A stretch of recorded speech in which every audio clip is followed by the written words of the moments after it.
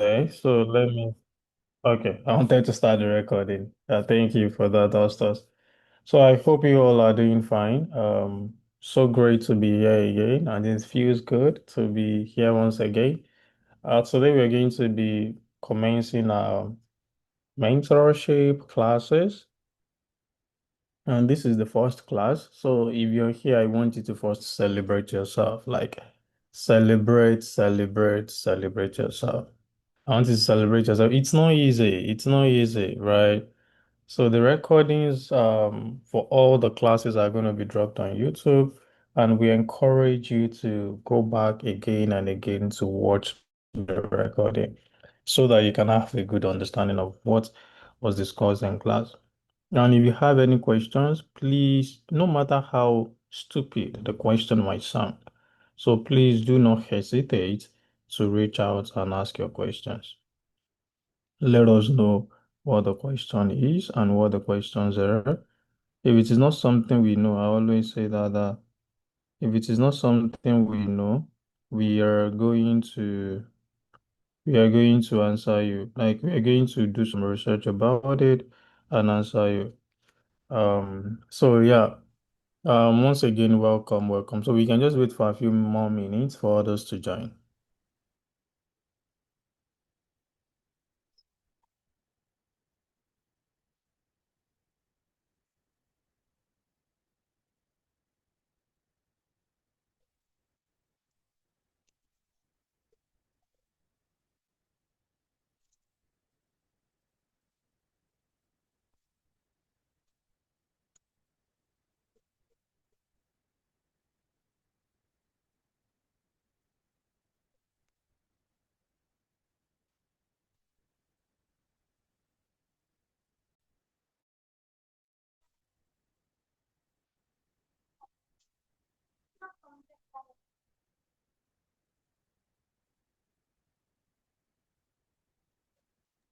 Okay, all right, so let's get started. I think we have some numbers already here, so we can still work with that. So we are going to be working with the slides because when we're teaching, we believe that it is good for you to visually see what is being taught so that you can really get yourself familiar with things easily. And the class is going to be very interactive. So if you are here that you just want to learn, you don't want to talk, then maybe you are not in the right place, right? So it's going to be from the foundation. We're going to start from the scratch, right? Though it might be a summarized version because after this class, before the end of today, we are going to get the video assignments for the entire 30 days challenge. So which is going to start tomorrow. So we are going to give you all the videos tonight. So by tomorrow, we expect that you're going to start your challenge. So right now, I'm going to proceed to share my screen with you and then we get started.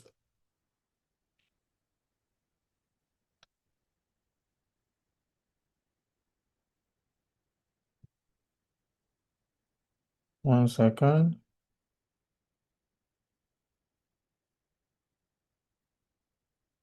Okay, so please confirm you can see my screen. All right. So I like that classes are very interactive. So along the line, I'm going to be asking you a lot of questions. So you need to pay attention and listen very well. Okay. So once again, welcome to the first class.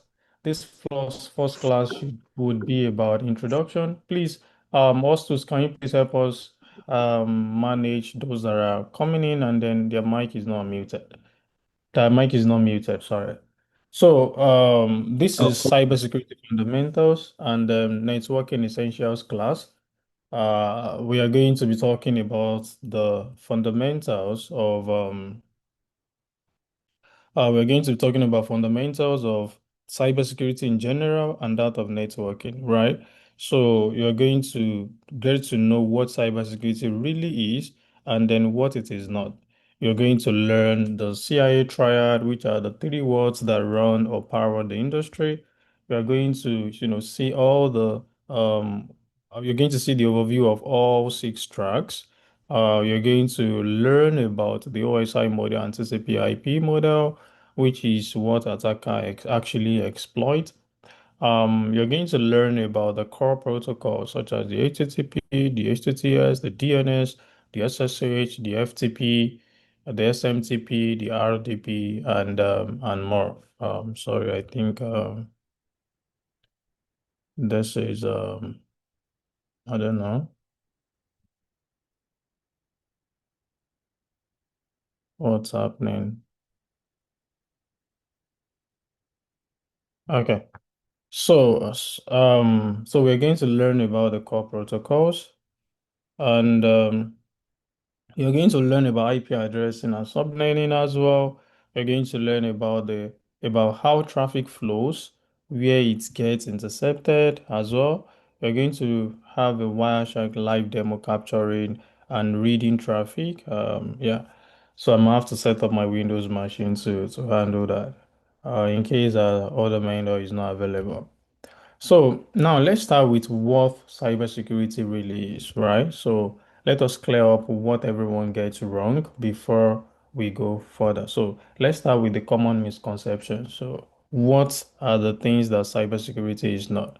So cybersecurity is not for people who study computer science degrees because one of the common misconceptions we have is that it is just for people with computer science degrees. That is a big lie. In fact, I have friends who studied human, maybe psychology, who studied nutrition, food and nutrition, and they are in this space. So you don't even need to have any background knowledge of what tech is before you get started. So in case you are here and someone has told you that, you need to have a certificate. No, no, no, that's a lie. So I'm trying to correct that misconception right now. So cybersecurity is not meant for those who have computer science degrees alone. So then the next one is that it is only about hacking. Cybersecurity is not about hacking. It is never about hacking. So it is way beyond that. So we have information security, we have GRC, we have the blue teaming, the red teaming side of things. So we have a whole lot of things within cybersecurity. There are people who do not even do anything about hacking at all in cybersecurity. So cybersecurity is not about hacking at all. It's far from it. So also, it is only okay. Another misconception is that it is only relevant for banks and big companies. That is a big lie as well. So we have small businesses getting hacked recently. In fact, small businesses are easier to hack because they do not have resources or enough resources to secure themselves. So they get hacked easily. I'm still, today I was working on a client's product, and one of the things I was trying to do, because I didn't really sleep overnight, right? So one of the things I was trying to do is to ensure that I tighten every aspect of the security. Don't mind me, I work both in the software side of things and I mean software engineering side of things, and I still work in cybersecurity. So I brought the whole knowledge of cybersecurity into what I was doing, and I was ensuring that fine, this is well maybe not small business because it's a fintech with over 100,000 users. So, but at the same time, I was still thinking that they can get hacked, even though they are not Paystack, they are not Money Point, right? They are not Stripe. But at the same time, I need to know that these people, as small as they are or as big as they are at the moment, attackers can attack them. Attackers can attack anybody. They don't send you like if I'm permitted to use it, they don't send your papa. So you need to know how to code to get in. These are another big lie. You don't have to know how to code to get into cybersecurity. You don't have to. You only need to have the zealous fervor. You need to have the mindset to be consistent and to stay true to the course. That is all you need. You just need that mind, that mindset to do something and get it done. So coding can come later in the future. So it is not about coding at all. It's not about coding at all. So then what is the actual definition of cybersecurity? Cybersecurity is the practice of protecting systems, networks, programs, and data from digital attacks, damage, and unauthorized access. And we are talking about cybersecurity. It's a way to protect what you have from thieves that are coming to steal it. That's just it. Or from bad belly people that want to come and damage what you have. You know, there are some people that they don't even want to steal, they want to just come around and just damage it. So they want to damage it in a way that it won't be useful for you and for myself. If you remember that, story in the Bible where those two women, I think they just gave birth or something. One slept on her baby, and the other one now carried the other person's baby out. And when they got to King Solomon's palace, Solomon was asking them that, okay, I would take a knife and divide this baby into two. And the other person was like, do it, do it. And this other one was saying, please don't do it. And King Solomon said, I know that you are the owner. So I know that you're the owner of this baby. So some people are like that. Okay, it won't be useful for me. It won't be useful for you. So we'll just, probably just damage it. And we have like different people with different intentions, right? So some people are not doing it to just gain unauthorized access or to probably make money off it. They just want to damage it. Like, well, maybe we're going to get there as a process. They just want to damage things. That is what gives them joy. So, when you are protecting your systems, your data, your network, your program from all these guys, all these bad guys and their works, you are preventing them to damage it. You are preventing them to gain unauthorized access to it. So, at that point in time, what you are practicing is cybersecurity. Now, cybersecurity is actually? So it's a career path accessible from many backgrounds, from any backgrounds, right? I could remember when I joined one of the big fours, that was like some years ago. I was in department with people who studied more of, if I can remember vividly, okay, I don't really have that data, but there was a time we were doing this get together and people were introducing themselves and what they studied in school. Then I began to hear food and nutrition. I began to hear physiology. I began to hear physics. I began to hear mathematics or something. Sorry, 1 second, the call is coming in. I began to hear mathematics. I was like, oh, really? So you these guys are just like this. I mean, sorry, like I got distracted. So I was just like, oh, really? I can't believe this. So people can study a particular course without even studying. I mean, people can get into cybersecurity without studying a particular course. 1 second, let me quickly reply this person.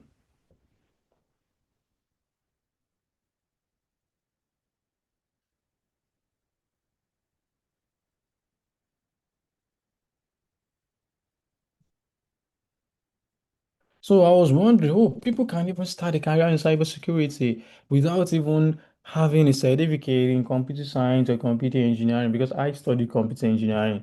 So it was something really, really special to me. I mean, something really surprising to me. Also, it's a mix of technical and non-technical roles. There are some roles that no, I'm not thinking, even if you don't do such, right, you should still have an understanding. There are some roles that you might not write, who am I in Linux for the next 10 years? I mean, yeah, in cybersecurity, it is as broad and as accommodating as that. So in case you are thinking that, oh, I'm not interested in this, this is what I'm interested in, there are roles for everybody, right? There are roles for everybody. You just need to find your own path, what is convenient and okay for you, and go for it. And that is why we want to even bring everybody together this time around because we're going to take you through a couple of things. And after that, we want you to now select which one you want. And you can now grow in that as you proceed or as you progress. Now, for cybersecurity, there was something that happened to MTN in the year 2023, right? So, and what happened?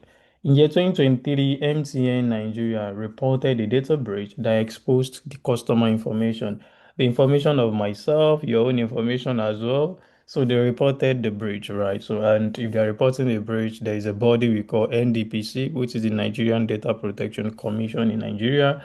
So it is the body that Nigeria Data Protection Commission, yeah. It is the body that handles all of those things. Like even regulations, they have the regulatory aspect of things. We call it NDPR, which is the Nigeria Data Protection Regulations, and we have NDPA, which is the act side of things, which is Nigeria Data Protection Act, right? So the commission is like the body that governs everything cybersecurity in Nigeria, like everything cybersecurity about businesses, about individuals. So they are like the organization or the body that governs that. So in 2023, MTN Nigeria reported a data breach that exposed customer information. And what happened? The attackers did not even bypass a firewall to get in. What did the attacker did? The attacker, I mean, what did he do? The attacker found an exposed API endpoint with weak authentication. For those who don't know API endpoint, API is application programming interface. For instance, you want to probably you were trying to make payments for Zoom. Let's say you are trying to buy a Zoom account and you're making payment for it. And you get to a checkout page. Oh, let me use something many of us will be familiar with. Maybe AWS, I mean, sorry, Amazon. Like Amazon platform, the e-commerce platform. You've selected what you want to order, and then you want to pay, right? So as you wanted to pay, you're going to get to the checkout page. So where is going to list everything you want to pay for, and maybe after that, then they ask you to input your card details or probably use bank transfer as a payment option, right? So at that point in time, what you are trying to do, or maybe the service you're trying to use, maybe the payment service and all of that, might not be built by that platform. The same thing for Jumia or maybe for Konga for those in Nigeria. So it might not be built by that platform. So it might be built by an external person or external organization, such as PageStack, maybe MoneyPoint, maybe Stripe for those that are, international brands or companies. So at that point in time, what they are doing is that they are using an API, all right, for the communication, right? So I'm bringing your own service to my own platform. So API is just the one that is creating an interface between the two to allow communication. So a request is going to be sent from our own website to their own infrastructure or their system and say this particular person want to make payment for this. So they collect the card details, they collect the information, they do the verification and validation, they collect the amount the person want to pay, and then they try to initiate the payment process, then they facilitate everything until the payment process is done. I know some of these things might just happen in milliseconds and you do not really even know what is happening in the background or what is going on. But that those are just some of the process. You send requests, they get the request, then they send you a response, you confirm the response as well, and you probably go ahead with whatever the user or proceed whatever the user want to do. So that is just an application programming interface or API. So this API for MTN now has a weak authentication. Right, authentication is when you are signing in, right? So that's the process of authentication. You want to log in, or you want to, yeah, they want to give you access to something. Like you want to log in, right? So that is authentication. So it has this weak authentication because for APIs, before you could do anything, you have to authenticate for serious APIs, right? So now, a cybersecurity professional monitoring the network would have probably flagged this unusual API call pattern before any data left the building, right? So they have like a very weak. I don't know where I can't really remember the part for the API or what the API was powering as of then.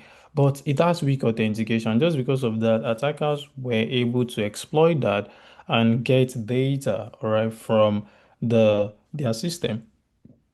And imagine, because MTN is not just in Nigeria alone. What if they use privilege escalation to move into like other systems, all right, that are connected to them? Maybe MTN South Africa, MTN Kenya. I don't know the number of countries they are in Africa, right?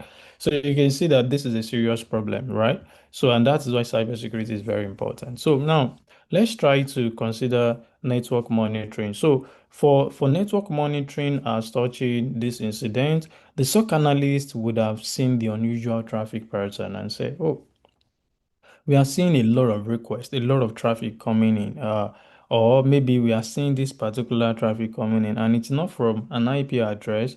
I know you might not be familiar with IP address. IP address is just like your ID. When you are at work and they are telling you that, oh, your ID is Victor-101 something. So IP address is just that. It's just like that ID that we assign to different devices as well on a network. So that is what an IP address is. Also, when you're sending a request or when you're communicating with a particular system, there is always an IP address, that that system has as well. So, and the downstream system, or should I say the upstream system, the system receiving the request also will be receiving the request alongside the IP address. So, if something is happening, let's say the people who attack these things are from Russia, I know they can always change their location and all right, but they themselves they will have whitelisted IP address. Why? I mean IP address range that are allowed or something. So they could have probably known that, oh, this particular IP address is not from our customers, is not from any of our partners, and is not from our own our own organization. I know there could be a decoy thing they could do to even try to manipulate things, right? But I understand that. But if there was proper network monitoring, maybe the SOC analyst would have seen the unusual traffic pattern. Also, forensics, maybe after the breach, forensics would I'm coming, I think we should try to pick one after the other. So let me now go to ethical hacking. So for the ethical hacking, maybe a pen tester would have found the exposed API in a security audit. What ethical hackers do, most especially considering when I was still working as an ethical hacker, what I did then was we would go to the client side, or probably we do it from home, depending on the type of engagement. So they are going to give us information about what we need to do. We sign the rule of engagement. We know the scope of the engagement. And our major aim is just to try to gain access to something before an attacker does. Also, for those who write on the screen or something, please take note because I'm seeing that thing again on this screen. Please take note. Also, us too, I think we can prevent this in the subsequent settings for our meeting. Please let's take note of that. So, an ethical hacker is the one that would come in and then help you hack your system and see if an attacker would gain access if they try to do the same, whether internally or externally. Then also for the forensics, maybe after the breach, forensics would trace exactly what data was accessed. So they're going to create a chain of custody. So you know that, oh, these are the things that were accessed, these are the things they did. I mean, this is the path they tread, and then try to prevent that subsequently. Also, we have like the GRC. The forensics can help with investigations as well. So before I jump that. So it can help us with investigation as well. Some of you guys that have watched crime movies, sorry, I'm trying to see if I can duplicate this meeting so that I can be seeing you guys. I don't know how possible that is. Oh my goodness. Okay, I'm coming 1 second. Let me see if I can move this.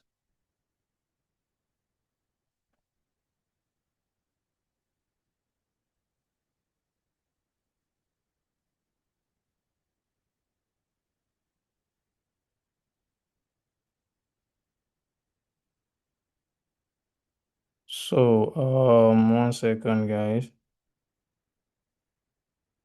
Okay. So I think it should work now. Let me see again.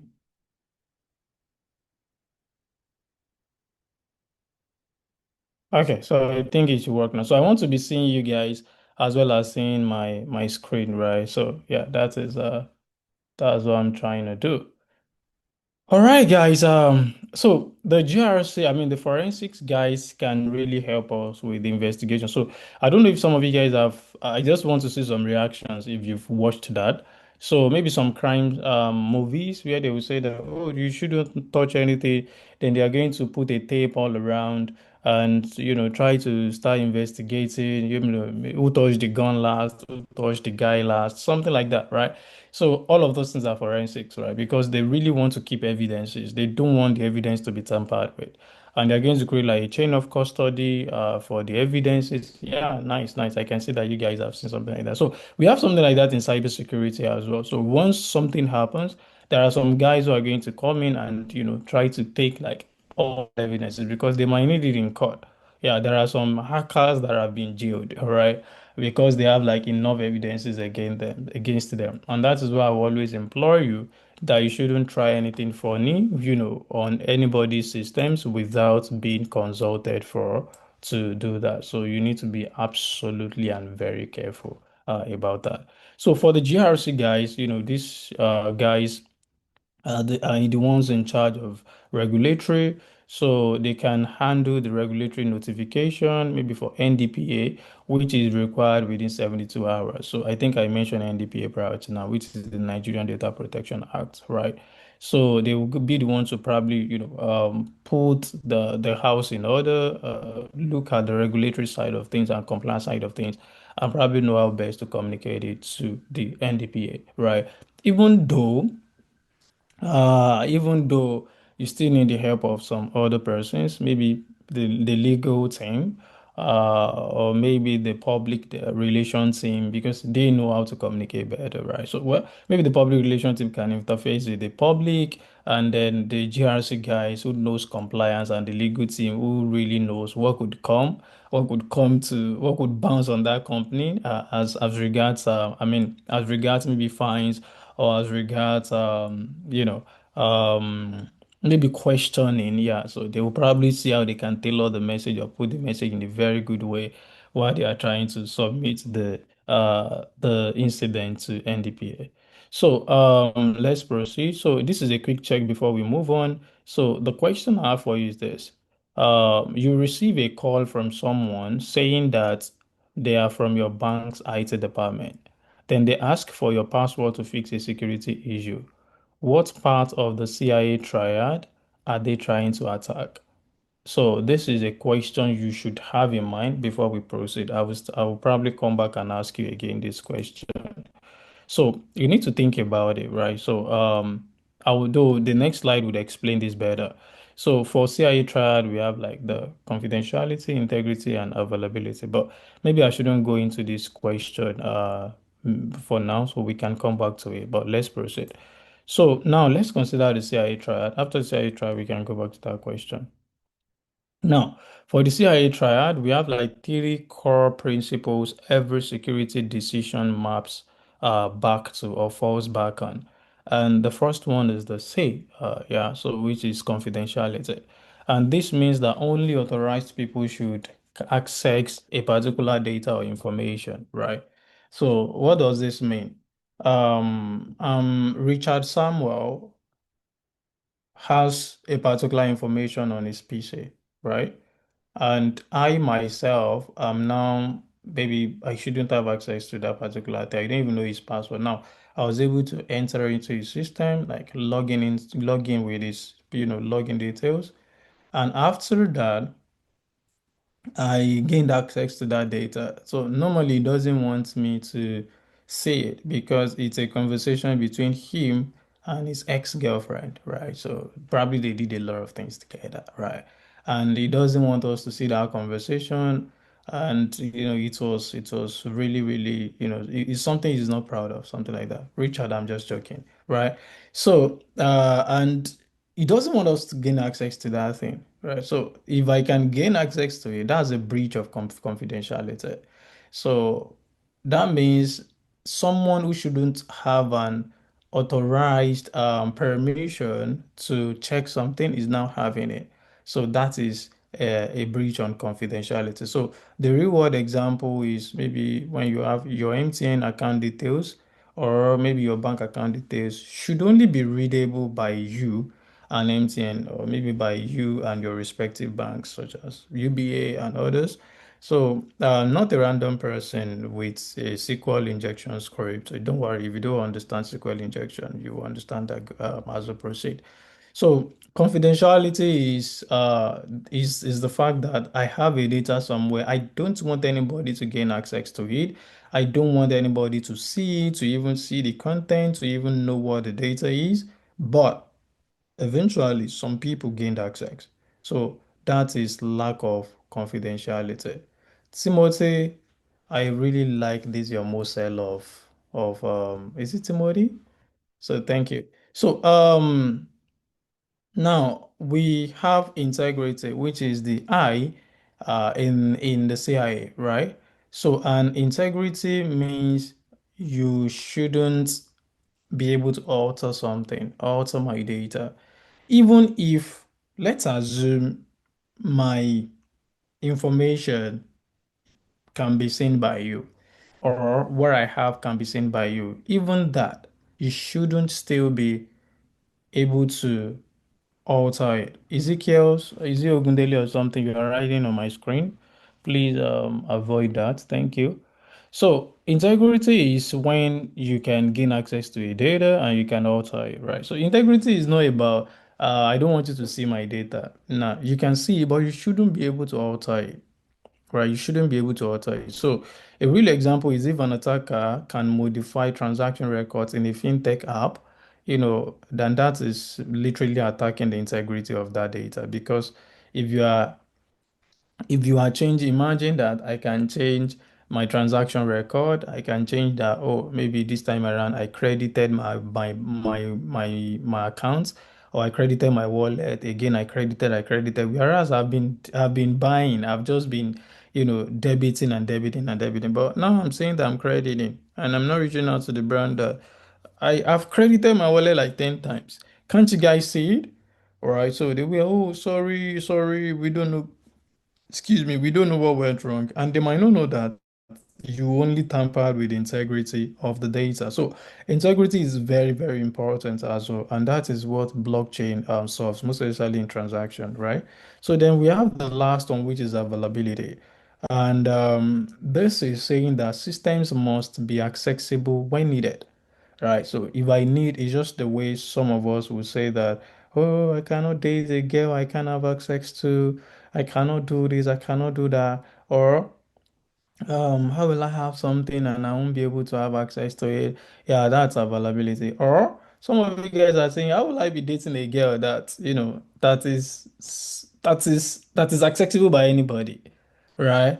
So that is accessible by anybody. Someone is saying that it's like your screen lacks integrity because it shouldn't be, yeah, something like that. Thank you so much. So because you shouldn't be able to write to my screen, right? So if you are writing to my screen, that means my screen lacks integrity. So availability is just like you are dating a girl that is a community person, right? So this one sees her ipam, that one sees her carries her, that one sees her carries her. So that shouldn't be the case, right? So you wouldn't even want that. You wouldn't love that, right? So that is availability issue. Now, bringing that into cybersecurity, availability is a problem where, you know, normally, right, the systems that or the data that should be accessed by legitimate users, how do I put it? They can't gain access to that data. Yeah, let me put it that way. So they can't gain access to that data, or they can't gain access to that system. I don't know if some of you guys have tried to use the system before and you are getting maybe service timeout or timeout something and it's load, or probably you just realize that, this thing will be very, very slow, very, very slow, very, very slow, and at some point in time it's not going to even allow you access to anything, right? Sometimes it can be loading like, but it will be very, very slowly, like very, very slowly, right? So in such a case, one of the things that might be, it's not even 404 error. 404 error is not found. All right, so it's not 404 error. 404 error means that that particular resource you're trying to access is not found on the server, right? But this one I'm talking about is just like, let's say you want to access Jumia, and Jumia was loading endlessly, very, very slowly. Before you could even do one thing, it has happened to some of my clients before. So that is what we call unavailability, in the sense that, they legitimate users want to use that service, right? But they can't gain access to it. So and that can be crazy. They cannot gain access. So then what's now the essence of being a legitimate user? And one of the things that causes this thing is that some people who are bad guys, they try to build a network of bots. We call it botnet, right? So those bots will now be sending a lot of requests or sending traffic to a particular endpoint, or to a particular, part of your system or to your system or to your website or something directly. And once they are sending, so it's your server or your system is going to see it as a lot of requests to be handled per time, right? So, and once everything is coming in, that is what we call distributed denial of service. Like we call it DDoS, right? You can see it on the screen. So once all of those things are coming in, it's going to overwhelm the server, overwhelm the system, right? And even those who are legitimate users as well won't be able to gain access to it. So attackers just do it they just do it out of wickedness, right? There was a time like that, I think that was 2022, 2023. If a brand just launched something, what some of these X guys would do, if you posted that we are just launching this, X guys will bombard it with bots. All right, so they just want to bring it. I don't know, those guys that were in charge of those things there. So they will just bombard it, and ensure that it is down and it is not accessible for legitimate people to use, right? So that is DDoS, and that is unavailability, because DDoS affects availability of a system, right? Now, there are different solutions to this. One of the solutions could be that you are using an application that can filter the request or the traffic before it even gets to the server. How many of you guys have tried to log into a particular platform and they're asking you to maybe do reCAPTCHA that I'm not a bot? Or you've tried to maybe you're trying to gain access to something and you are seeing something like Cloudflare and they are telling you that you should check this box before you proceed. Yeah, you've seen something like that, right? Yeah. What they are trying to prevent against is unavailability. So because they know that a lot of bots can be sending this, can be sending that, can be sending, and some of them would get the IP address of those bots and blacklist them. All right. So once they know that, oh, this particular thing is a bot and all of that, they will just blacklist and all of that. Yeah, they will just blacklist it. So now that we are even having the evolution of AI, AI in attack, I don't know how we are going to do it, because some of these AIs would even go there, go to your page, try to check the reCAPTCHA thing, do what it has to ask you to do, and proceed, right? So, but that is just availability. Now, let's try to now answer the question I gave you guys earlier. So, you receive a call from someone saying they are from your bank's IT department. They ask for your password to fix a security issue. What part of the CIA triad are they trying to attack? What part of the CIA triad are they trying to attack? Anyone? So you can just, drop it in the chat. Confidentiality, confidentiality.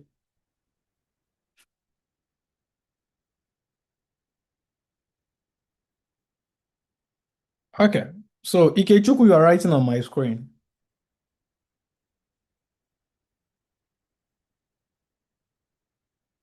Okay, some people are saying confidentiality, so let's check. Yeah, you can read what is on the screen. I'll give you like 30 seconds to read that.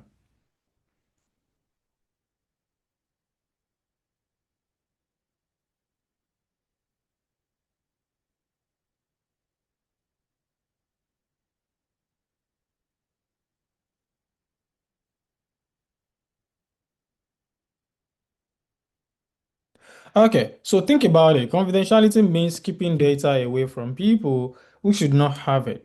Integrity means keeping data accurate. Availability means keeping systems accessible. So which one does giving your password away destroy first? That is confidentiality, because they shouldn't have access to it in the first place, right? Yeah, so that's confidentiality. All right, so let's proceed. So, what are the six tracks that we are trying to cover during the course of this mentorship? The first one is the SOC analysis. And what do we do in SOC? We monitor, we detect, we respond. It's as simple as that. All right. So, if you want to monitor something, you are going to have an insight into what is happening there, what are they doing, what is going on. And after that, if anything, malicious or anything bad happens, you detect it. You want to be able to quickly detect it and at the same time respond to it. So, if it is something that though, it would make sense for the IT team or for the security team to check, you are going to trigger an alert and then send an alert to them. The person in charge can come and check things. If it is the one that you yourself or maybe that system, or there are some automated, automated processes or automations in place that is going to block some things or prevent some things from happening, and then send an alert. So that can happen as well, and say that, oh, for now I'm blocking this until this particular person who is in charge comes to check whatever that is happening, because there are some systems that are as critical and as sensitive as that, right? So you don't want to risk it by just sending an alert. You really want to truncate and stop what is happening at that point in time, and maybe simultaneously send an alert, and probably they can come around to check what is happening. So that is a way of response, right? So you are responding, and if something is something that has really escalated beyond just using automation, the team comes on top of it, then they try to fix the issue. Sorry, 1 second. Then they try to fix the issue, right? Um,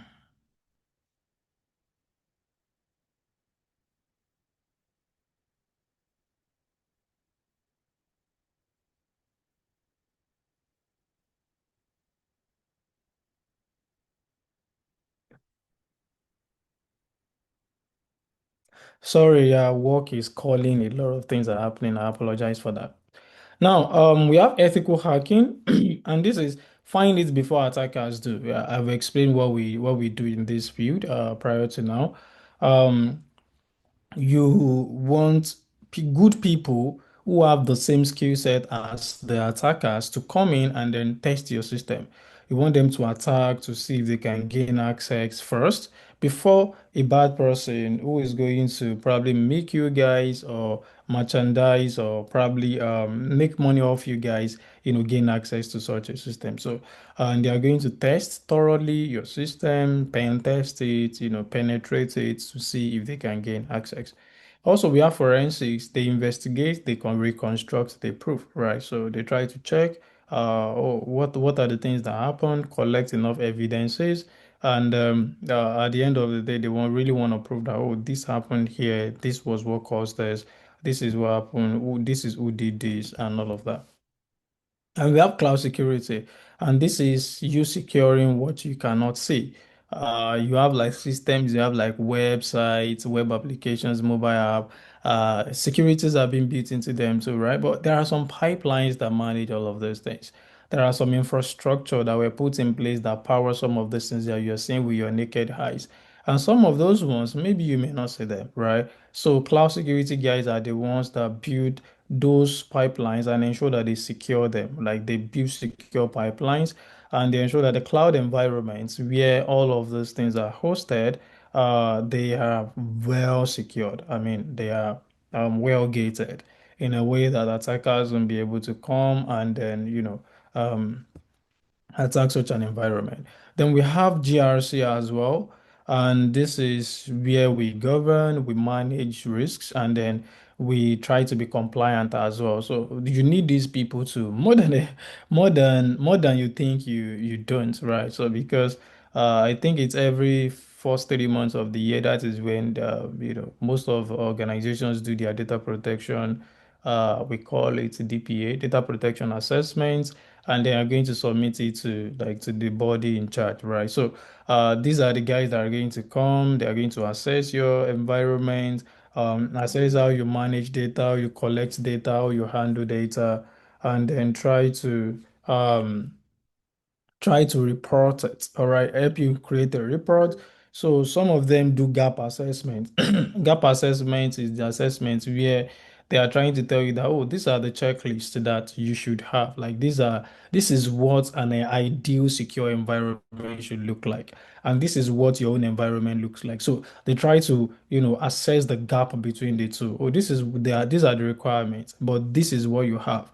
All right. So, and they open your eyes to see that, oh, can you see the gap? These are the things you need to have and all of that. So the GRC guys are the ones in charge of that. So, and they're going to create a good report for you, send it to you, and your teams or your guys can now, try to work on how to fix that, maybe against the next time they come for such an assessment. Then we have like networking, which is just like the backbone of everything we are going to be doing. Most especially if you really want the technical role, this you must understand. All right. So it is the language every track speaks, right? Networking is very, very important. And the truth of the matter is that people find it quite hard, right? But I will tell you that before you can thrive or excel in cybersecurity, networking is a particular skill that you must know. It is a subset of cybersecurity you must understand. Maybe you don't have to understand it deep, deep, deep, deep, but you need to at least understand what is IP addressing. What does an IP address do? What does subnetting means? How can I subnet? How can I calculate all of this? So we have like people who are like 10 years into this industry and they can't remember some of these things, but they learned them when they were starting, right? So, and if they know that if they can pick some of just read a blog or read something maybe on ChatGPT or on Google, they try to refresh their memory and they remember some of those things again. But as we are starting out, I want to encourage you and implore you that networking is not something you should take for granted, right? You need to be able to know networking to a good extent, right? Yeah. Now let's consider the OSI model, right? The OSI model is another interesting thing that you need to know, right?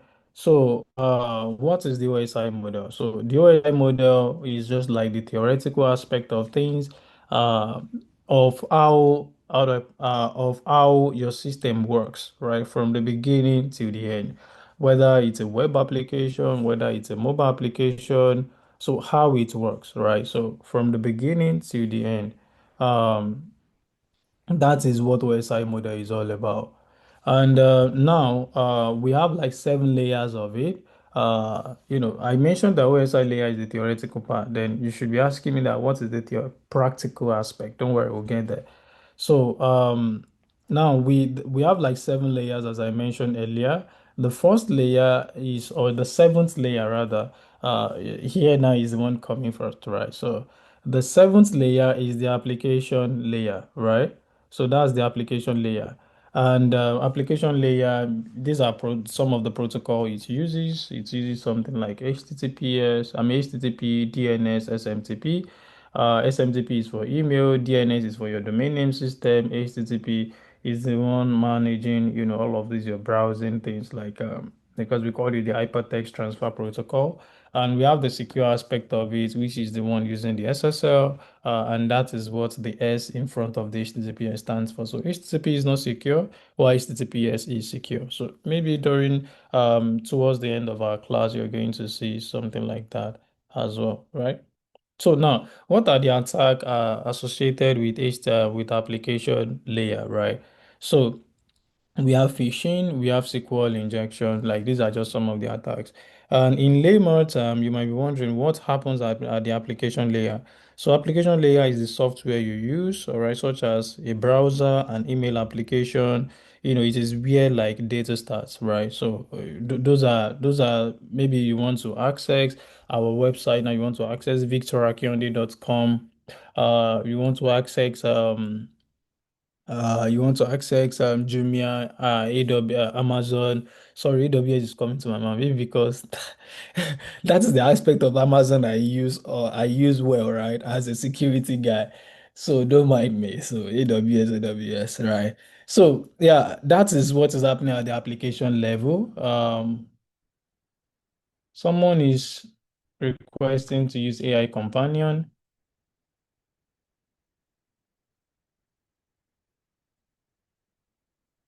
I am trying to.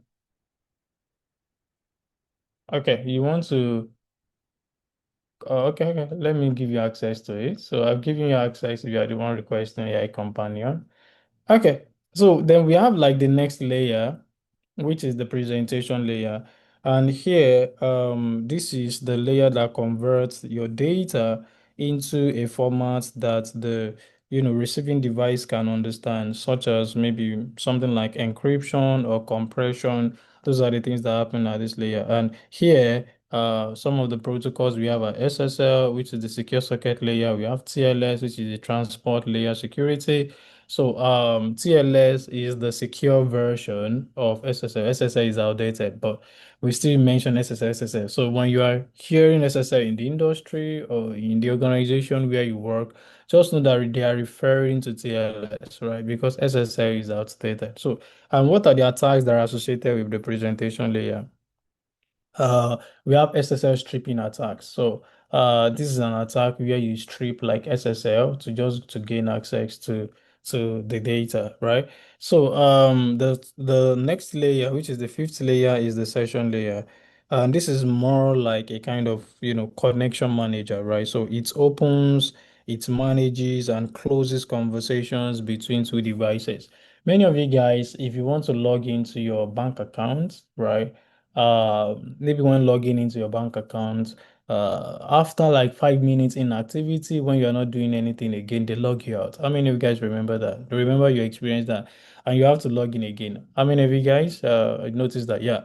So this layer is the one that handles it. Some of you guys that are into software engineering, or that have built something in the past, you are going to relate to this more. So there's a layer that manages this in OSI layer as well, and we call it the session layer. And some of the protocols are NetBIOS and RPC. You can read more about that because of time, because we still have a long way to go. And some of the attack we have is session hijacking. They can hijack your session and then try to use it, right? So there are several ways, for session hijacking. So um, maybe we're going to give you a material, a detailed material that you can read more on. And I think that is going to help. Also, try to watch some of the videos we're going to give to you, because though I like to explain and break things down, but I'm not sure we have that luxury of time, right? So we have like transport layer as well, and this is just like the post office around you guys, right? So it decides how much data to send, it ensures it arrives correctly, and it even handles all error checks, right? So if there are error checks, then TCP, most especially for TCP will handle that. So here, the protocols that we are considering, some of the things we are looking at are the TCP, which is the transmission control protocol. We have the UDP, which is the user datagram protocol, and we have the ports. Like this is where the ports comes in. Yeah. And some of the attack, we can have the SIM flood and we can have port scanning. People can scan, different ports. They can use Nessus, they can use Nmap, they can use like different things to run some port scanning and then try to know what exactly is running on what port and what service is vulnerable. Maybe what service is running on each of these ports and what are the versions of those services to know whether they are vulnerable or not. Then we have like the network, and I will call this maybe more like the router. So that we have the network layer. And here we are dealing with IP addresses and routing. So because our network layer decides the best path for the data, all right, that is the routing, right? And it uses IP address to handle that. So the attack associated with that is IP spoofing. They can spoof your IP. They can say that they are you, all right, without not you. So they can try to spoof your IP. Also, we have the MITM, which is the man in the middle attack, a situation whereby an attacker will sit at the middle of a conversation. So, a sender is sending, a recipient is receiving, an attacker is probably sitting at the middle and then maybe taking the information coming from the sender, making it malicious or changing it before sending it to the recipient. And the recipient might get the contaminated or the affected or the altered message or data at the end. Also, we have the data link layer, and here we are talking about MAC addresses and switches, and I can call this the postman. The network layer is the post office. This one is the postman because it's the one that prepares the data for the physical wire. All right, it's the one that handles the MAC addresses and it detects error as well. So we have like MAC addresses and switches at that layer, and here you can experience what we call the ARP spoofing. Now we have the last layer, which is like the physical layer. And this one has to do with like the cables or the air, all right, because it could be wireless, right? So, but we can say that the cables, the hardware, that is, what we use at the physical layer. And here, the raw, this is where the physical transmission of data happens, just the way they transmit electricity, light, or radio waves, something like that happens in the physical layer as well. So many of you guys will be thinking that, oh, we're able to browse across the globe and all of that. And you don't know that there are several cables that were passed through the seas, through oceans to even get to your country. All right. So most of, or don't let me say most of all the countries, globally, we are connected with wires. All right. So if any of those cables break, you just realize that there are some things you can't reach. Right. So all of those cables, I mean, they have like cables they run, like cables they run everywhere. So, and when we are using the cable at that point in time, we are at the what's it called? We are the layer one, which is the physical layer. So what are the attacks? Cable tapping, all right? They can tap cable, hardware theft, they can steal cable. Some of you guys that are in Africa, you would have maybe experienced something like somebody stealing cable from your transformer, or someone maybe still digging the ground to steal some cables and all of that.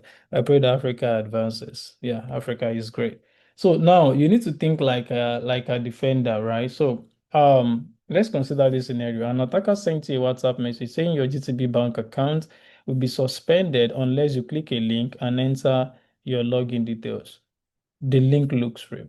Yeah, the links looks real. So then now this is the discussion. Which OSI layer is this attack operating at primarily?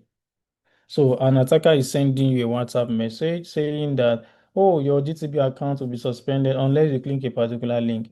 At what layer is this happening? Not phishing attack. I know it's a phishing attack. Thank you so much, guys. Application layer. So it's happening at application layer. So what do you think GT Bank cybersecurity team have put in place at the email or messaging layer to reduce it? What do you think they could have put in place to reduce something like this?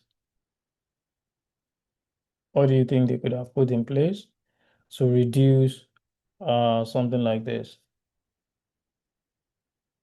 So there are some protocols we call them, I think we have like DMARC, we have SPF, and we have this other one as well. So for some of you guys that have handled, yeah, you can configure an email gateway as well. So for some of you guys that have handled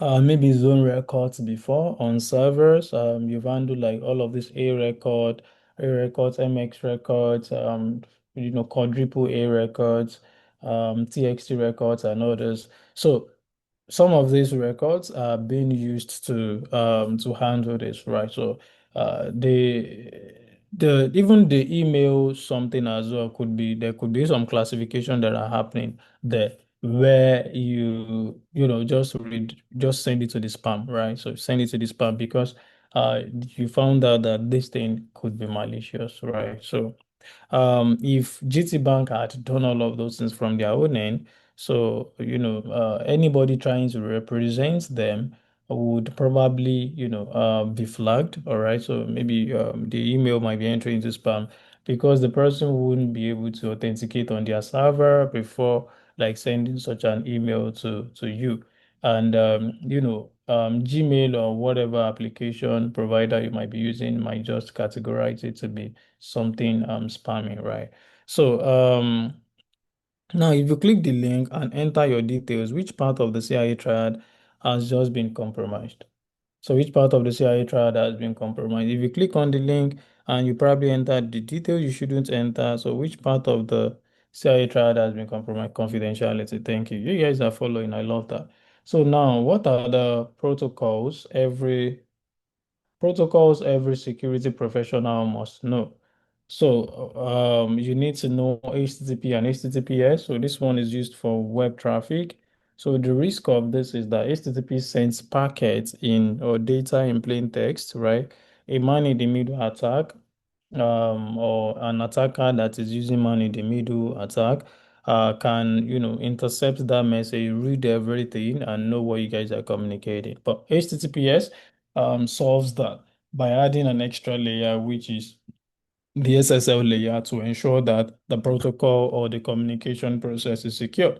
So for HTTP, we have port 80, and for HTTPS, we have port 443. You need to know that. You need to master that, right? So then we have like the DNS, which is more like the domain name system. So This one, we do like domain name lookup and all of that. Don't worry, you're going to watch all of these things. There are demos that you need to watch, that we have prepared for you that we are going to give to you to watch. So once you watch them, you're going to understand all this better. So for the domain name lookup, right? So here, the risk here is that the DNS spoofing redirects users to fake sites. All right. That's one of the risks there. So because DNS is just like the phone book of the internet. So if you corrupt it, you can control it and you can control where people go to, right? So because you can say that maybe gtbank.com, once people are trying to load that particular website, you can decide to redirect them to BetNinja, right? Because you've been able to control the entire DNS infrastructure. Now, if you look at the port DNS uses, that is port 53. You need to know that as well. Then we have SSH, very common port 22, right? So which is secure shell. I mean, yeah, I think something like that. I think it's secure shell. Yeah. So, and this we use it for remote access. For instance, you're working in an organization and you want to log in. And as you want to log in, sorry, one second. Okay. So you work in an organization and you want to,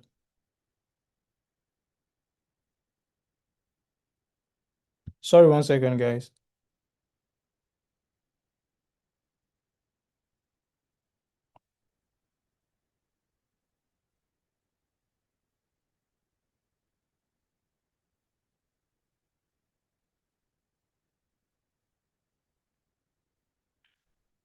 I was trying to communicate, Ostus was communicating with me. Um, So for the secure shell, so if you want to log into a particular server, let's say you want to log into a particular server, right?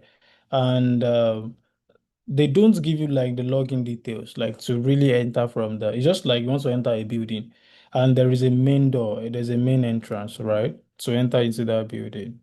And aside from that main entrance, you now have like maybe some other entrances that is just going to give you access to like the building, but the part that is giving you access to is just a restricted place, right? So maybe as it is giving you access, what you can just do at that point in time is to access just the kitchen alone, just to eat and all. There is this how do I put it? There's a way they build out in house in Africa that maybe you can enter through the back door or through the kitchen or through the back. I don't know. So and maybe after you've entered, you're just entering to the kitchen directly, and every other door, linking the kitchen to the house is locked, so you can't gain access to anything. You just have that, restricted access to that kitchen. Yeah, we have something like that when it comes to security or digital systems too, right? You can give somebody some login details and say, oh, this one is SSH access. So once you access it, you only have access to your own environment. Maybe you want to do this, you want to do this, you want to do this. You won't be able to do anything beyond that. So and that is what the SSH does. So, and it uses port 22, but just because the port number is very common and many attackers really, really want to quickly exploit that port because it's one of the most populous way of gaining access to different servers and systems, right? So, what some organizations do is that they change the SSH port. All right, so they don't use the default port, which is the 22, then they change it to something else. So, and some of the risks attached to that is brute forcing, where you don't know the password and you're trying to brute force to gain access to the password. Then we also have the FTP, right? So, and for the FTP,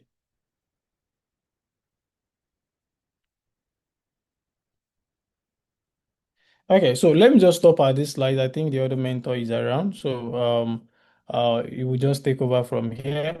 So then we have like the FTP, which is like the file transfer protocol, and we have like port 20 and port 21 for that.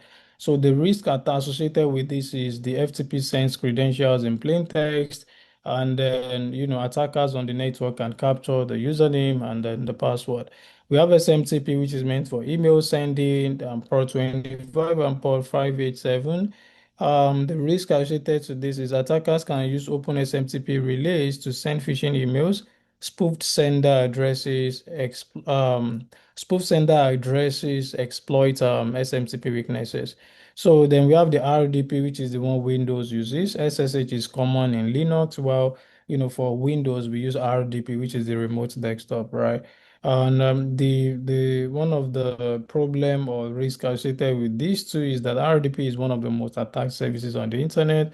Exposed RDP plus weak credentials equals ransomware. So yeah, the other person would continue with starting from this reward example, and yeah, that would be all from my end. So I might still come back to take the demo. Um, if time permits us. So yeah, thank you so much for having me. The next mentor will pick it up from here.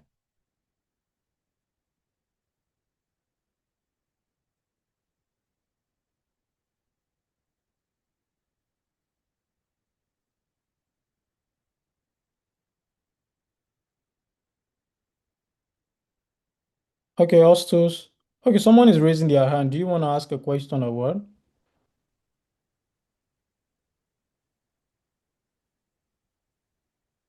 Hostus, are you there? Yes, I'm here, sir. I think Mr. Suleiman is up already. Yeah, Okay. Mr. Suleiman, if you can help. Yeah, Mr. Suleiman, if you can hear me, can you say something? Yeah, yeah, good evening. Yeah, good Good evening. Thank you. evening. Good evening, You're welcome, everyone. sir. Can you hear me?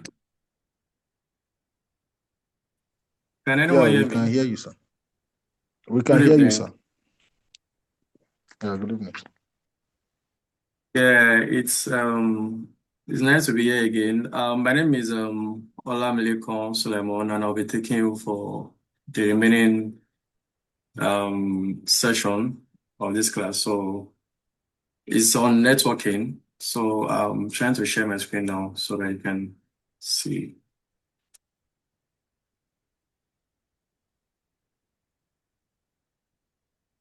Can you see my screen now?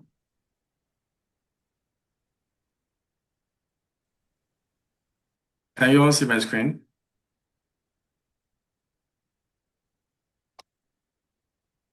Hello? Hello? Yes, we can see your screen. Yes, we We can can see see your your screen. Go screen, but ahead. we are seeing a Oh, note. We are not seeing your slides, we are seeing a note. yeah. I was not able to prepare. I think that was what I sent in the voice notes. If you had listened to it, So yeah, I that think was what it. everything is combined inside the slides already that I shared with you. Like every single thing about today's class is come. I've prepared everything inside that slide. But there's no problem. You can go with what you want to teach so that I don't disrupt that. But everything about today's class is inside that slide already. Go ahead, please. Okay, let me just use it for now. Maybe I can just go back because I think there was a miscommunication the other time. So let me just go straight from here already, since I'm already prepared for this. Good evening, class. I first of all I need to um let us know. I need to help us to understand why networking is important in cybersecurity. Because the reason why understanding networking is important in cybersecurity is because cybersecurity helps us to cybersecurity relies on networking because both the data travel through the networks. So in order to protect the systems, we need to understand how that traffic moves. And how the way traffic move is governed by is governed by some set of protocols. So there are protocols that have been put in place to to help us to understand how those traffic moves. So a protocol, what we mean by a protocol is that protocols are a set of rules, standards or languages that have been put in place in order for devices to communicate on a network. So example of this is TCP/IP that Mr. Victor talked about the other time, and we have the OSI model as well. The TCP/IP, first of all, the TCP/IP it was actually the first one that was created. It was the first protocol that was created in the early 1970s. So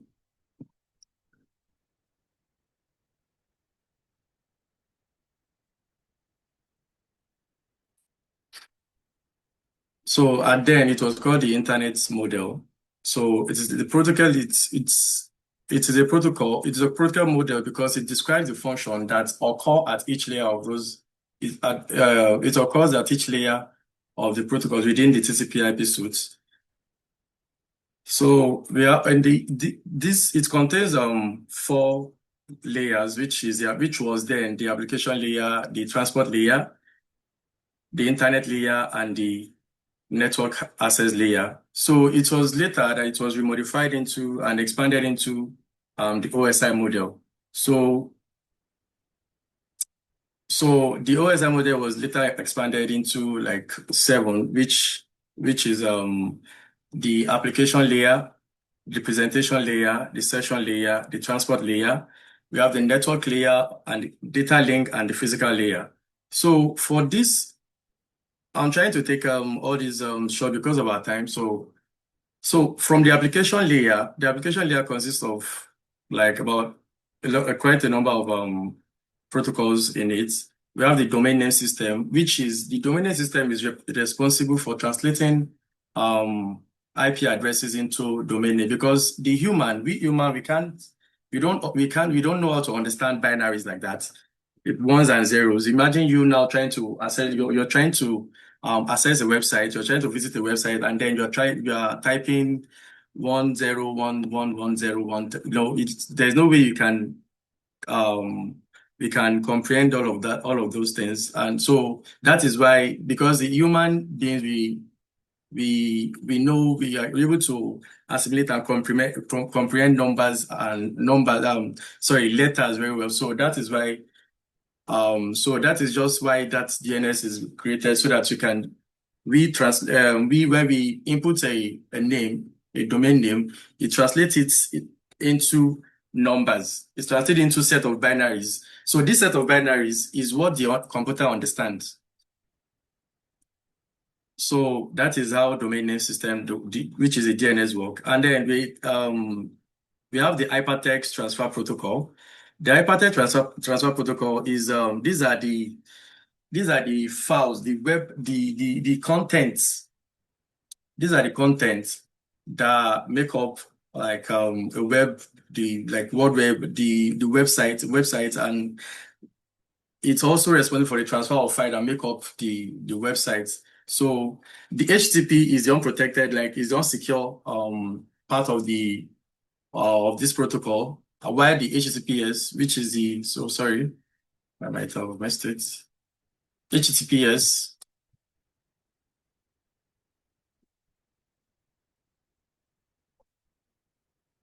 which is a port 443. So it is responsible. It is the port that handles the secure side of, because if you're trying to, if any of us might have noticed it, you are trying to access a website and you put HTTP, it's in HTTP, the website, the web page, it can give you an error, it can give you an error response, or it can give you a notification trying to tell you that, okay, this website you're trying to visit is unprotected. So, okay, please, can you hear me? Somebody said they can't understand what I'm saying. Please let me know what you don't understand. Please let me know. I can go back to it if you don't understand. Thank you. We have simple SMTP, which is a simple mail transfer protocol. The SMTP is okay. The SMTP, is the protocol that is in an email now. For example, now if you have like your Gmail, they have set of before you are able to use your Gmail. There are set of rules that have been put in place that have been established inside that email server or whatever we are using to browse. So that allows us to be able to send and receive messages.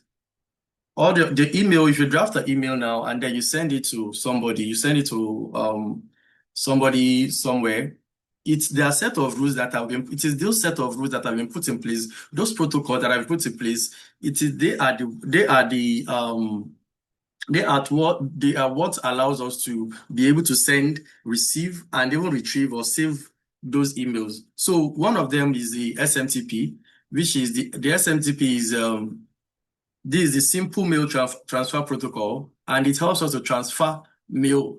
So if you're sending out, it is a protocol that is responsible for the outgoing mail. If you send a mail, if you draft the mail now and then you send it to somebody, so that's the SMTP is the one that is responsible for. It is one that is able to it is what enables you to be able to send an outgoing email. So another protocol here. Okay, thank you.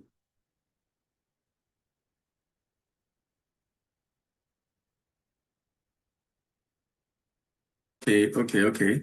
Another protocol here is the POP3. We have the POP3. The POP3 is a protocol that is responsible for the receiving the email that you have sent. Okay, now let's say you have already sent. Since you have already sent an email, and then you expect a reply from that person.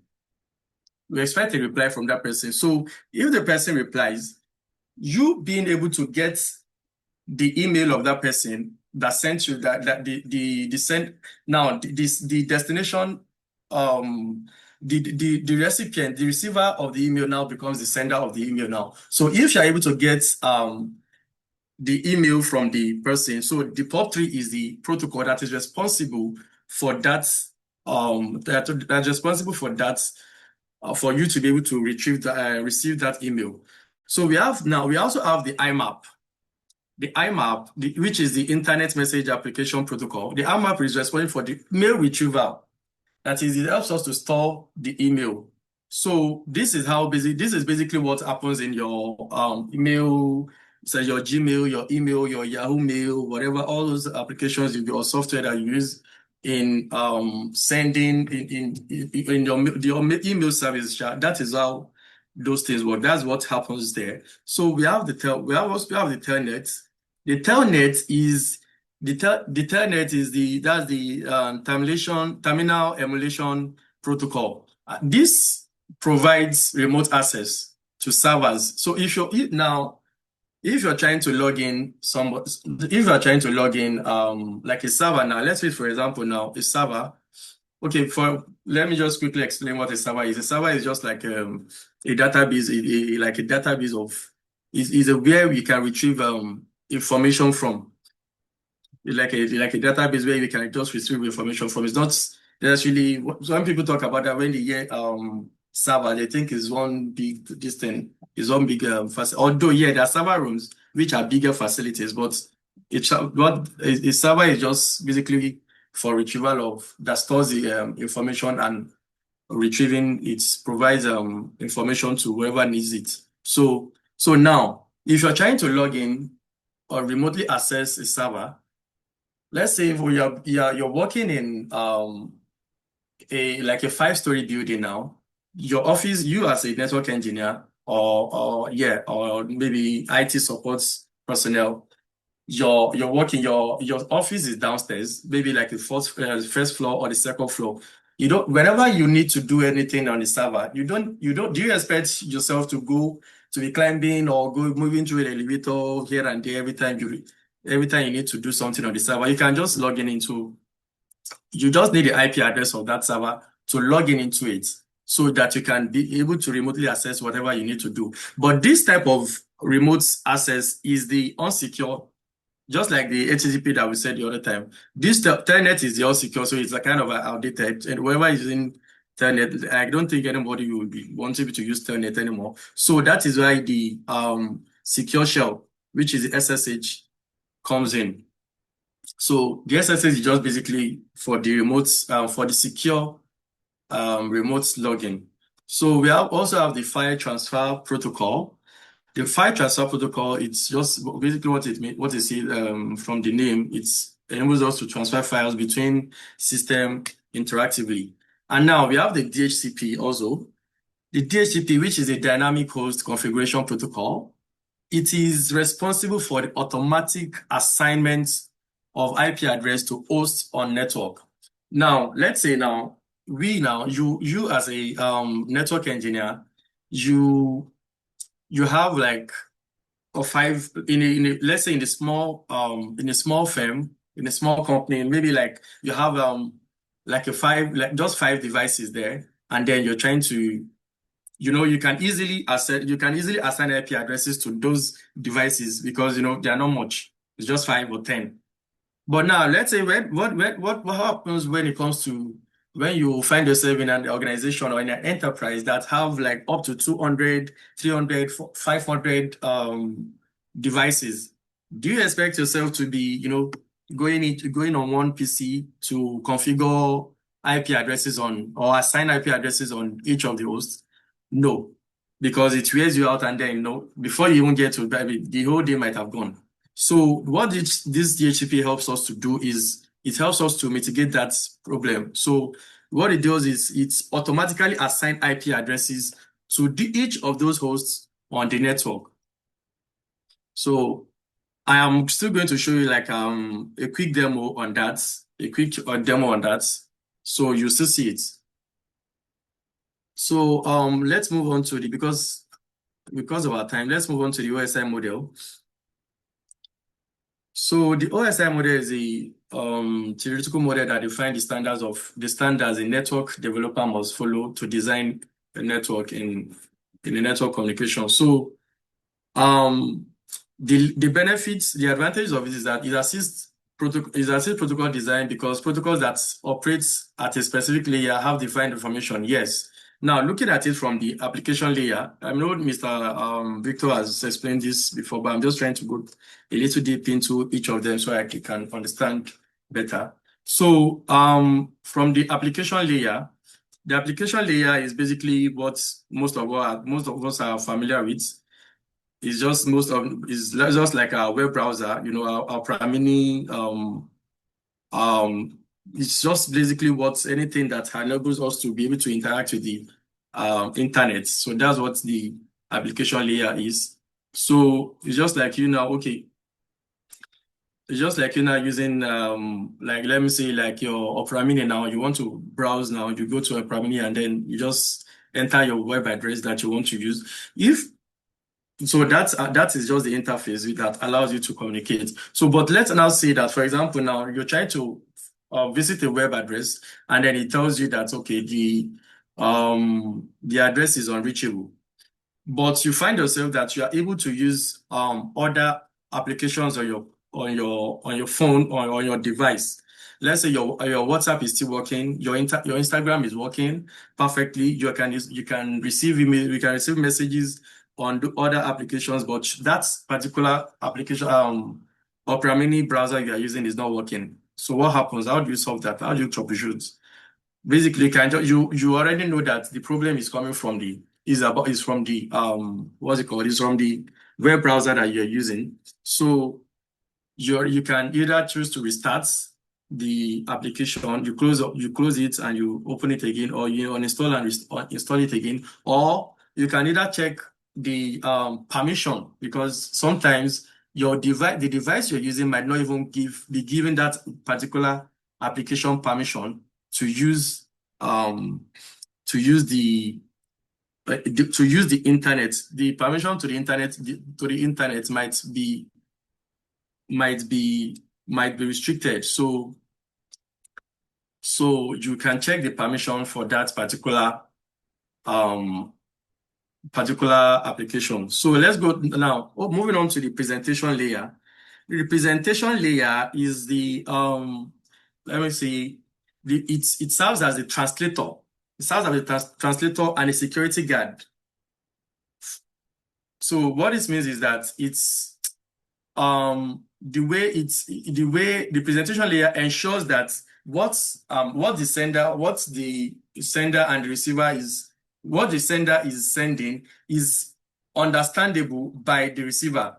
It's also, for example, now, okay, just like what is happening now, what I'm doing now, I'm speaking to you in English, right?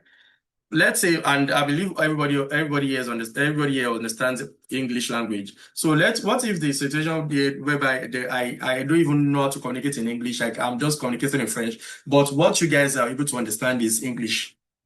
Are we going to be able to communicate? That means there's a conflict in transmission. There's going to be conflict in transmission. So what this means is just that the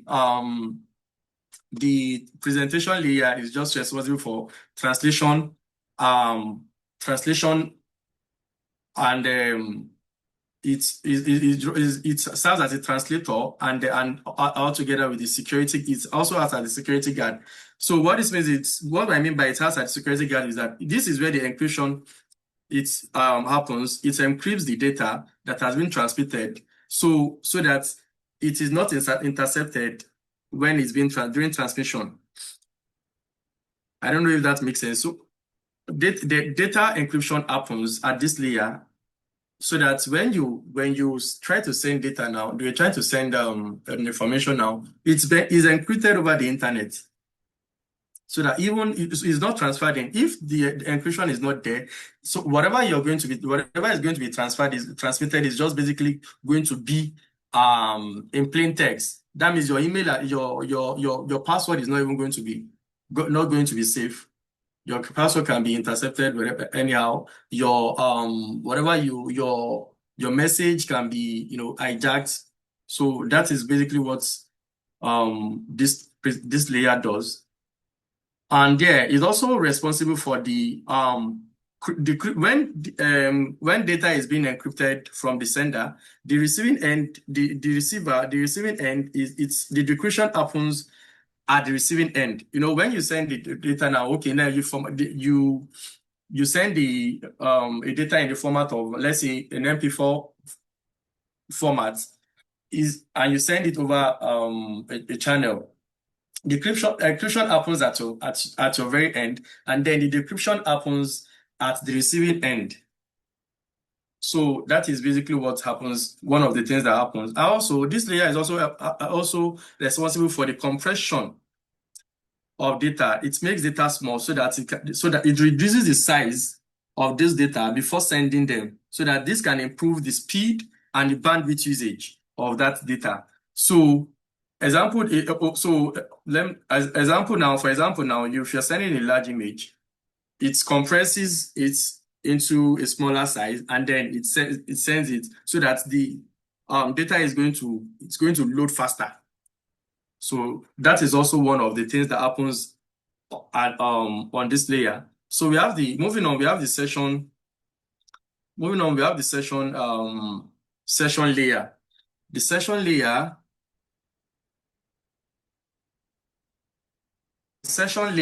session layer is like the conversation manager. This is basically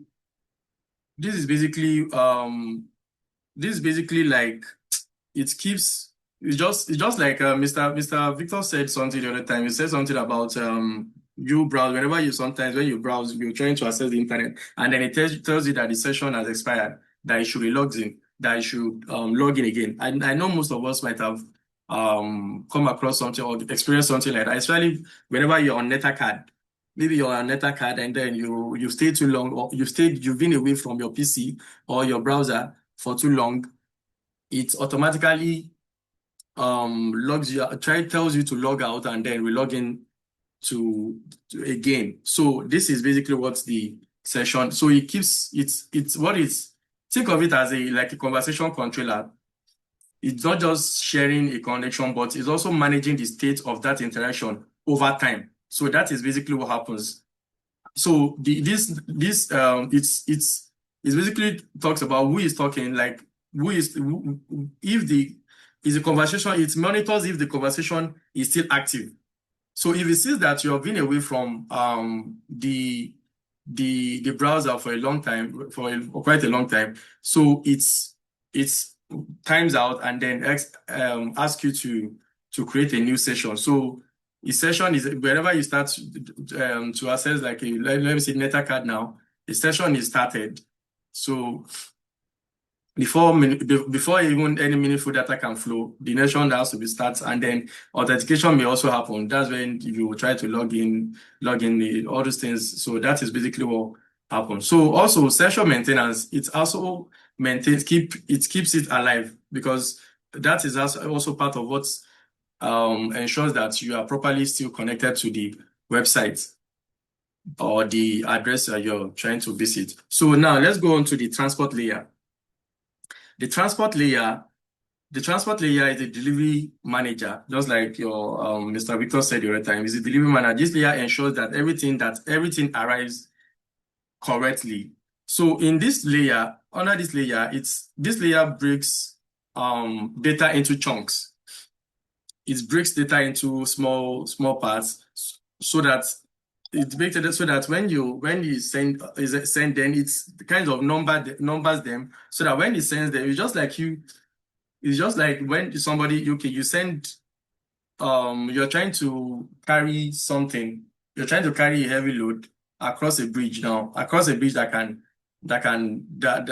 doesn't really, that's not really strong enough to withstand the weight of that load. So what you do is just that you just break it, like divide the load you're trying to pass across, you divide it into smaller fragments, smaller chunks.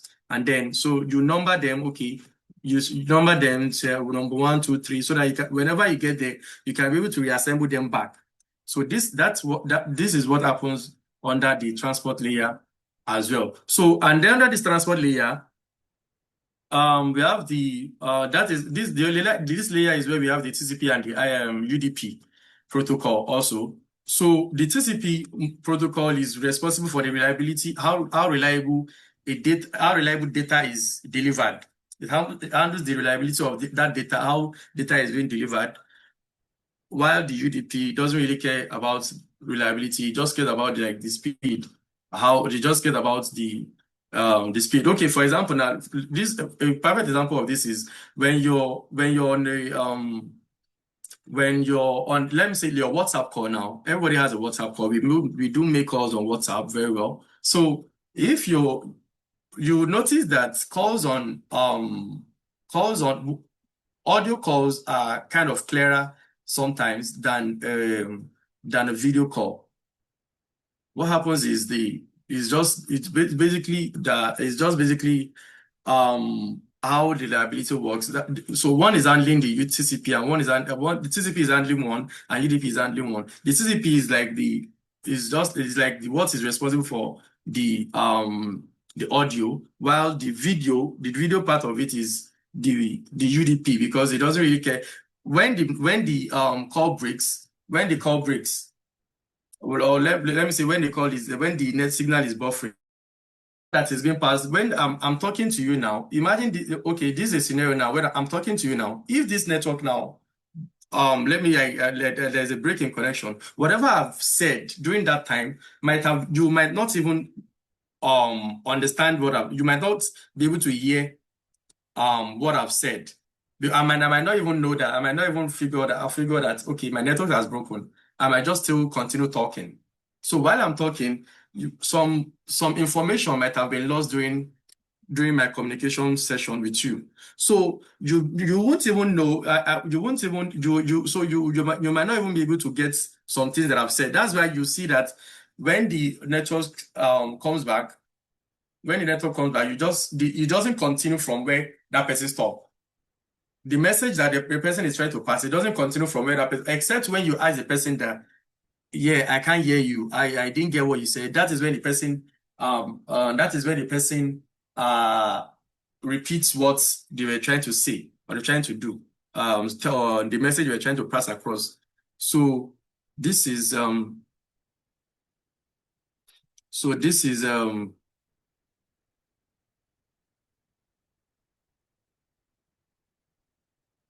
okay, I think, sorry.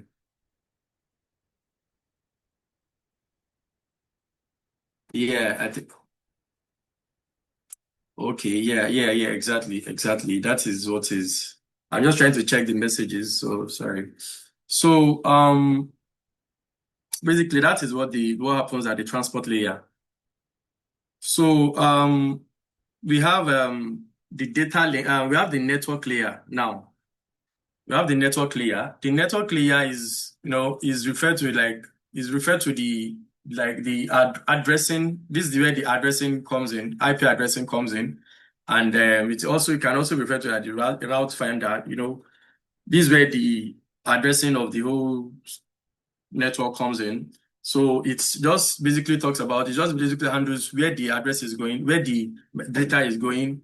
It uses the IP address to find the path to the destination. So that is basically what happens on this layer. It just basically checks IP addressing, the routing protocol, the routing part. So that is basically what else happens on this layer. So the data link layer. So let's move up to data link layer. So the data link layer is just like, it's just like is a local delivery personnel. Let's just put it that way. Local delivery agent that just says, okay, let me get this to this next device. So it works alongside the MAC address. The MAC address is the physical address of a device. It is the address that comes with every device has a MAC address. Your PC has a MAC address. Our phones have MAC address also. So it's just this is the address that are assigned by the vendors of the manufacturers of these devices. So they come along with it. So every device that we use, they come along with a MAC address, so that they can be identified. So that is basically what happens on this layer. So the physical layer it's just about it talks about the physical aspect of the network, which is the wires and the cables. It sends raw signals. It sends basically just raw signals. That's where if Wi-Fi, the cable, electricity converts the bits into signals. So that is how this works. Let me just try to talk about. Okay. Let's go on. Let's move on to, because our time is fast spent. Let's move on because I still want to show us like a demo of what I'm saying.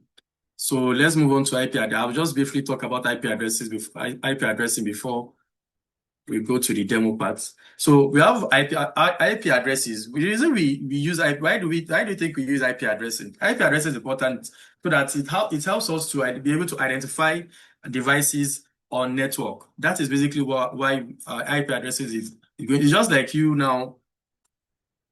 Everybody here is assigned the name.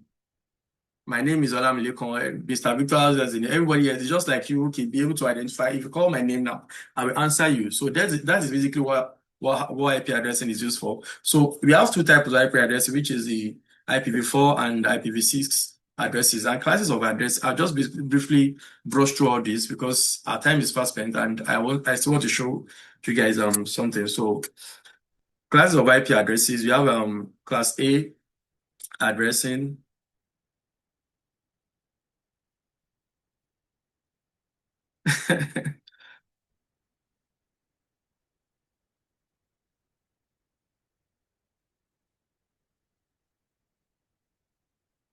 Okay, thank you. I just need to. Okay, thank you. I'm glad you guys are getting it. So class of IP addresses, we have class A IP addressing, which is which falls under the range of 1 to 126.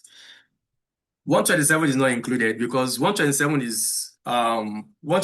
is reserved for testing purposes. Okay, let's say for example now, imagine in a party. Imagine you're in a party. You know when your MC is trying to test the microphone, hello, 1, 2, it just hits the the microphone just for you to get a signal so that it can know that the microphone is working. So that's basically an example of what this 127 is reserved for. Is a loopback. Is referred to as a loopback address. So it's for testing to make sure that the device is communicating with itself. So that is basically what it does. So then the default subnet mask for this is 255.0.0.0. I'm still going to talk about subnetting also. So I'm just going to be fast about this. So we can't cover everything all at once. So pardon me. So class B IP address falls under the so because you already know that 127, I already said 127 is reserved for is a loopback address which is reserved for testing purposes. 128 we start the next one is going to be 128 also like that. So which falls under the class B IP addresses. So subnet mask of 255.255.0.0. So class C is under the range of 192 to 223. And this fall under 255.255 or 255.0, that's the subnet mask. This one is a 224 with the range of 224 to 239 is a multicast address. It refers to a multicast address. 240 to which is it? The multicast address is under the class D. 240 to 255 is for experimental purposes. Now, types of IPv4 address, you have private IP addresses. And these IP addresses are 10.0.0. If any IP address that you see under this range, they are private IP addresses. And private IP addresses are not routable over the internet. No, they are not routable over the internet. You can use it just like you are in a small, for example, now in a small firm that we are not using internet. Our service don't require us to use the internet or to use the internet. We can create our own local network, and then we just pick any of these IP addresses to use, because since we are not using the internet, we can just and all these addresses are used locally. So there's no point in using in having a public IP address. So you can just pick any of these addresses and use. So this is basically what private IP addresses are used for. So talking about the public IP, the private IP address is used in LANs. It is not routable. Okay, I just said it is not routable over the internet. It requires NAT to access the internet. So when you want to access the internet, it requires NAT. NAT is a network address translation. So I'm not going to go deep into that for now. Yeah, and it is common in homes, offices, and enterprise. So let me show the demo I wanted to show us then. Yeah, so I know most of us might have seen might have used a packet tracer already. So, but I just wanted to just show us a quick demo. What I mean, the other time I was talking about the DHCP, I was talking about the DNS. So all these, I'm trying to just brush them up now. So now IP address, if you want to, please, can you see my screen? I just want to know, can you see this? Can you see my packet tracer right now? Because sometimes it glitches. I just need to know. Please just signify.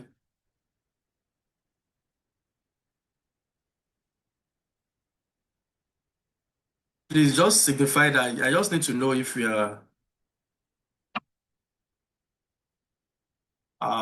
Well. I'm on packet tracer now, and I don't know why it is. Okay, hold on, please, hold on. I think I know what's going on. Hold on. Okay, how about now? Can you see my screen now? Please signify.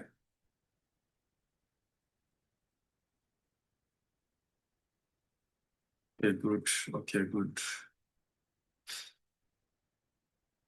So now we have a quick demo. I'm just trying to show us how to configure IP addresses.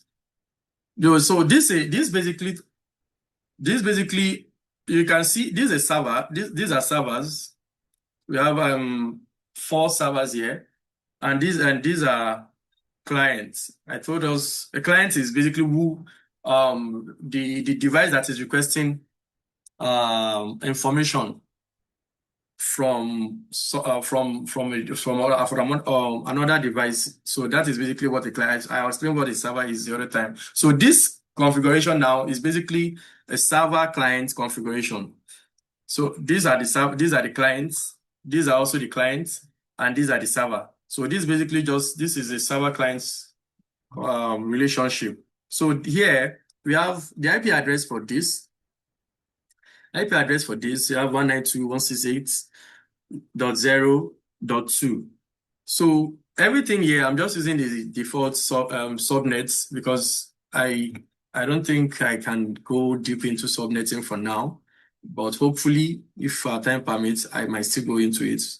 So this here, let's configure. I'm trying to configure. Let's say okay, I've configured this already. Let's say this here now. I want to configure this device there. So they are allocating the IP address we are trying to allocate for this very device is 192.168.0.3.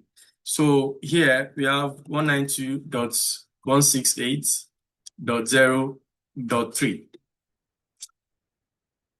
And default subnet mask is 255.255.255.0. This is a /24 IP address. This is a /24 IP address. So there's something we call gateway.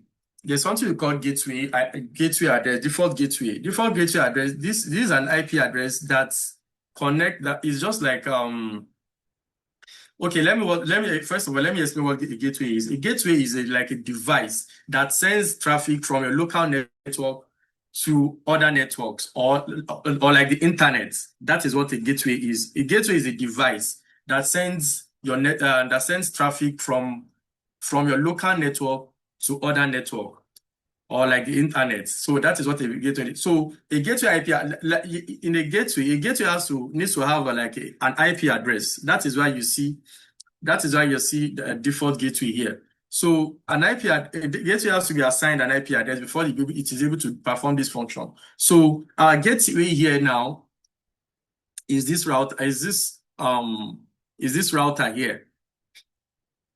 Our gateway here now is this router. Remember I said the gateway is the device that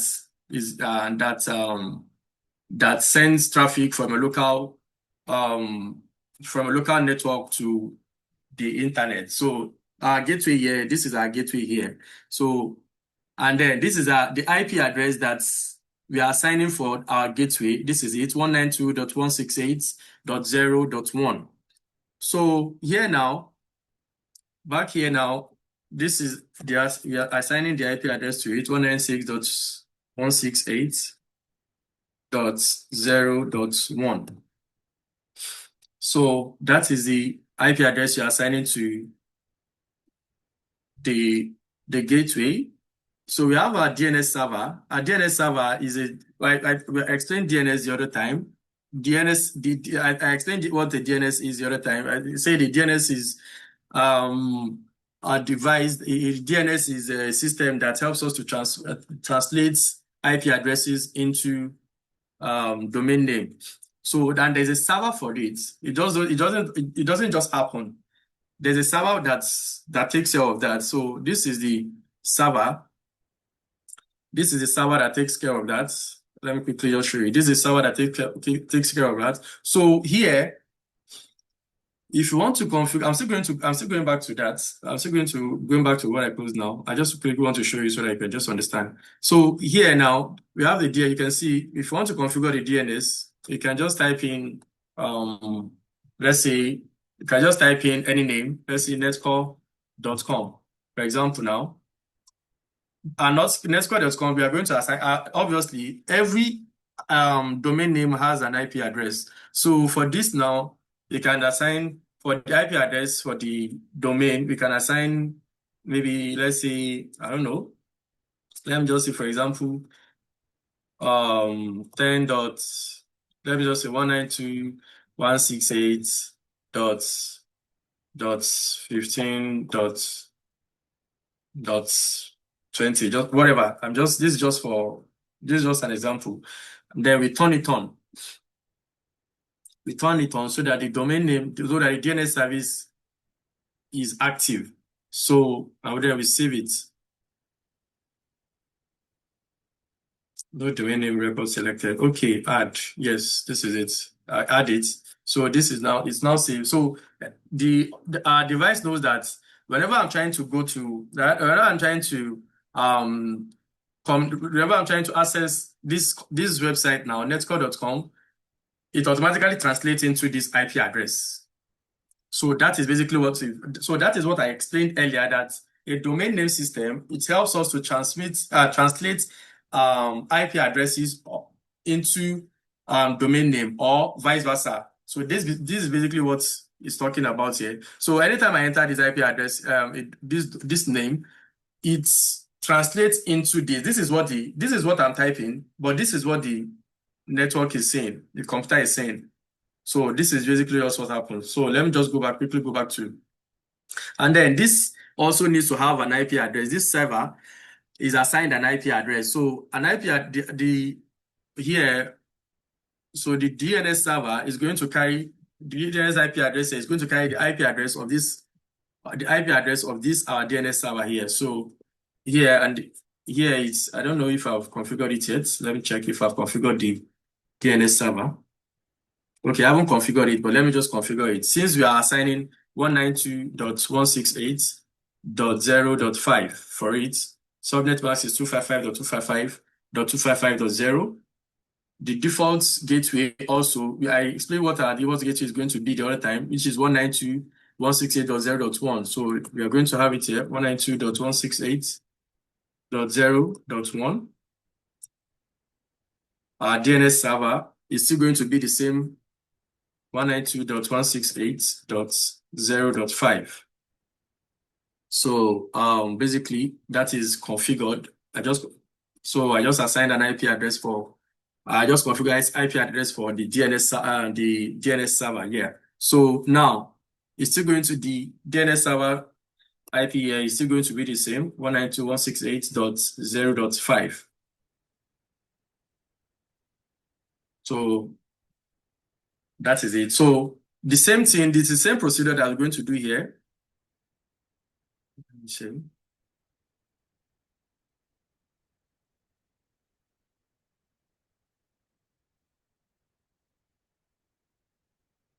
Okay, I'm glad you guys are understanding it. I'm glad you guys are understanding it. Thank you. So I'm just trying to communicate. So I'm just checking the chat so that I can know if you guys are following. Thank you very much. So yeah, that is basically, if I want to configure this also, basically that is how I'm going to configure this one also. But so save our time, I'm just going to, let me go to the DHCP. Let me show you how the DHCP functions here. So the DHCP, now we're trying to configure the DHCP here now. I remember I told you guys that the DHCP is for dynamic hosting. It's for dynamic hosting.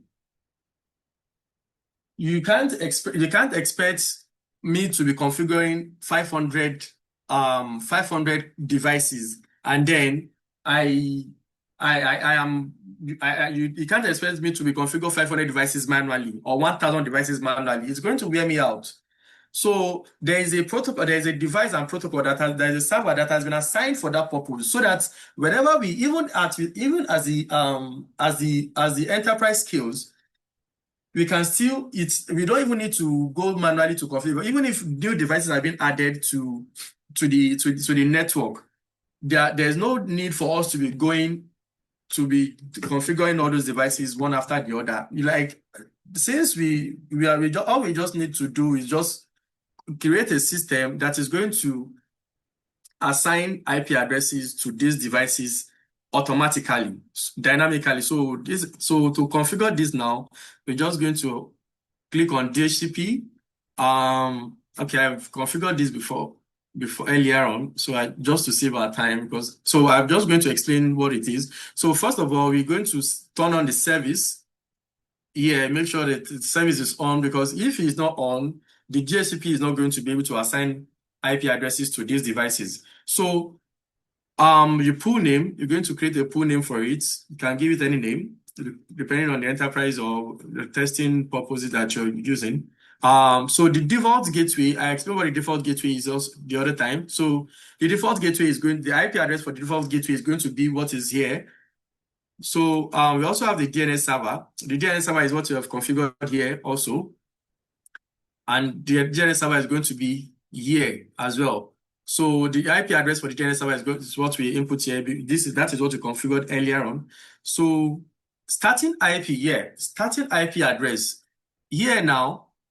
In this page now, starting IP address, they say this is the IP this here now is IP address that you want the DHCP to start from. If you want to if you start hosting IP address from a particular number, let's say here now I want you to start from 10. I set it at 10. I want the IP address to start from 10 because now remember our gateway there are some IP addresses in a network that shouldn't change. Example of this IP address is the IP address for our servers here. The DHCP server is not supposed to change, because so that if you want to identify for example now, let me just quickly say this now. For example now, our IP when we are browsing, our IP address changes. The IP address that we used yesterday is not the IP address that is assigned to you today. The IP address changes dynamically. So so this now it's the IP address that everybody is rotating. Most people, most of the majority, they are rotating IPv4 address, and the IPv4 address is maxed out. So that's why IPv6 address is created. So now, since we are rotating IPv4 address, I might be assigned the IP address I'm assigned today might be assigned to another device tomorrow. So that this is created that way, so that we have over 7 billion people in the world, and the IP address is not able to serve everybody. So that it can't serve. So it's not even everybody. The number of devices in the world, I believe, is even more than the number of humans that we have in the world. So so the IP address, that IPv4 IP address is not able to serve everybody. So that is why it's being rotated. So the IP address I might be using today might not even be the IP address I might be using tomorrow. It might have been assigned to another device. So that is the work of the DHCP, the Dynamic Hosting Control Protocol. That is the function of it. That is how it works.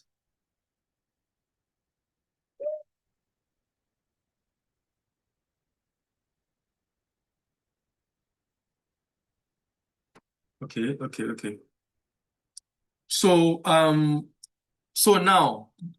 since some of the IP addresses are supposed to be reserved, we need reserved IP. We need to reserve some of the IP address. So I can tell the DHCP that I don't want you to start assigning IP address from .1. I don't want you to start assigning IP addresses from .1. I want you to start assigning IP addresses from 10, because the order from 1 to 9, I'm reserving it for either my printer, my email server, my DNS server, my DHCP server, FTP server, HTTP server, whatever device that might be connected that needs to be easily identified on the network. So we reserve these IP addresses for them. They don't change. So they are not supposed to be changing. So they are supposed to be static. So you understand? So that is why the start IP address is there. So that is why we have it there. And then the subnet mask is 255.255.2 is the default subnet 255.255.255.0. So that is the subnet mask we are using for now. So the maximum number of users for this, we are using, let's say we assign like 30. Even if I assign, you can assign, depending on the size of the of the network you are trying to configure. If you are trying to configure up to 100, you can put 100. If you are trying to configure up to 500, you can put 500 there. It's going to assign, the DHCP is going to assign IP addresses accordingly. You understand? So that is basically what it's going to do. So now we save it. It's already been saved. So now I want to let's check now if our DHCP works. Let's check. Let's just create a demo. Let's just confirm if the DHCP if the DHCP configuration that we just created, if it's actually working. So now we go back to our. You remember these are servers. So we go back to our clients here, our devices here. So let's check now. Remember the IP address for this now. The IP address we assigned for this one is 192.168.0.2. The subnet mask is 255.255.0.255.255.255.0. So the default gateway is the same. The default gateway is the same. It doesn't concern me yet. So let's now see now. So if you see here, if you look at this place, if you look at this, the top of here, if you look at the top of the IPv4 address here, you can see the DHCP. You can see the static. So if I don't want this static, is for it means that this is manual configuration. It means that the IP address for this device is never going to change. This is how it's going to be if I decide not to. If I'm not using DHCP until I decide to change the IP address of this device, that is how it's going to be. If I don't change the IP address for this device, it's never going to change. So, but now, since we have configured DHCP server, and now let's assume that we have scaled, the department has scaled, and we can't assign IP addresses for all of the network. So we just click. What we do is we just click on the DHCP here and watch what it does. Can you see now? It has assigned. You can see DHCP request successful. It has assigned IP address for this device, a new IP address for this device, which is 192.168.0.11. You can see that it changed. The previous IP address that it was assigned was 192.168.0.2. So, but now the IP address for this now has changed. It's now 192.168.0.11. Why is it starting from 11? Remember, we have during the JCP server configuration, we already told it that the starting IP should be from the starting IP should be from 10. So now it should stop at 10. So now it's starting from 11 here. So that is why the IP address here is starting from. So now if we check this also, if we check this second device also, the same thing is going to happen there. You can see this one now. You can see this one now. This one now it assigned it an IP address of .12. The other one, the previous one we checked just now is .11, but now this one now is assigned an IP address of .12. The default gateway remains the same. It doesn't change. The DNS server also doesn't change because those ones can't change. I explained it earlier, so they can't change. So that is basically the work of the DHCP server. The DNS server, I think I've talked about the DNS server. The email server, okay, the email server, if I don't know, but if I assign an IP address for it, let me see if it's going to, okay, yeah, I didn't assign an IP address for, I haven't assigned an IP address for this before, but now I just click, I don't even need to assign any IP address for it again because I just click on the DHCP, so it just assigns an IP address for it, you can see. So that is basically how that is basically how it works. So yeah, from the email server to configure the email server, let me check what's time. And our time is fast spent. The class should be over already, but let me just briefly talk about this before I round up. So yeah, The email server now, the email server, your email server, every email okay, let's say for example, now we decide to, in an enterprise, the domain name we used the other time, netcore.com. We use netcore.com. The setter, the user, you can use, have you ever, I believe most of us might have come across emails that have at something at a domain name. They are going to carry the domain name of that domain. The email is going to carry the domain name of that domain. So Gmail is a service. Wherever you're using your name at gmail.com. So now Netcore is an enterprise. So whatever I'm going to be using is going to, okay, the username is going to be Olamilekan,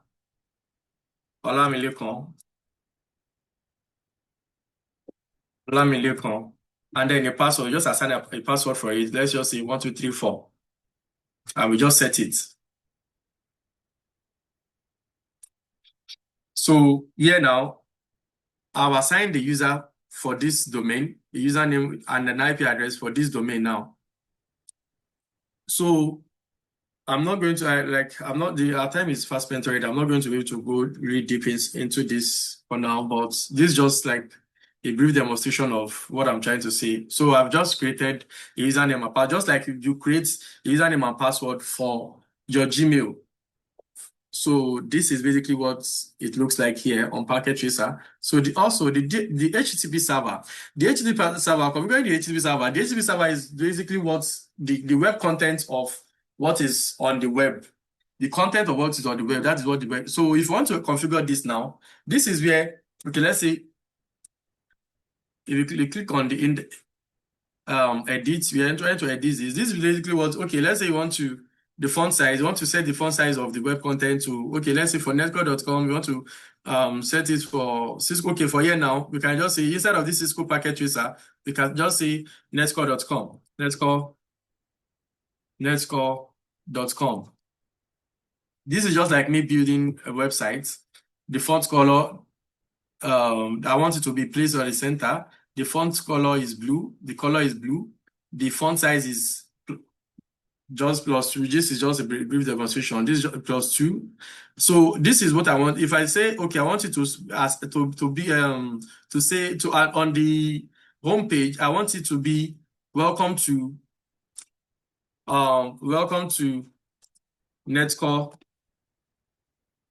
Netcore solution.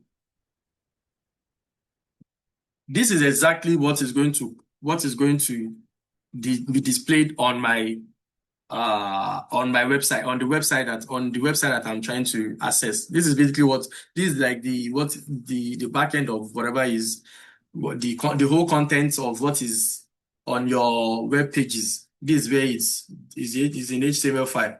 So this is where it's being designed. So that's that. So these devices are just basically like the previous devices I talked about. So I think we are going to round up this. That's where we're going to end this class for now. Thank you very much for having me. Hoping to see you guys, to take you guys again if it happens. But thank you very much. I'm going to end this class here because our time is fast spent already. So good night, everyone. Have a lovely night rest. Thank you so much.